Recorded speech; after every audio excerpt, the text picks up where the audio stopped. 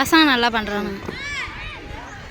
அதோட மேம் நல்லா பண்ணுறாங்க.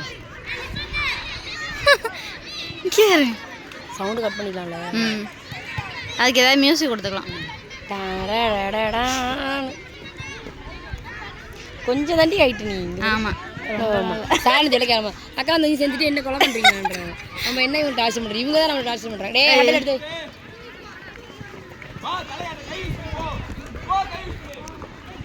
கை ரன் போகிறது அப்புறமா எடுத்துவோம். ஃபுல் ஜெர்சி கொடுத்துட்டோம் அப்புறம் எடுத்து போட்டு. அவனோட செட் ட்ரெஸ் இருக்கும் இல்லையா இப்போ தானே ஆர்டர் கொடுத்தாங்க.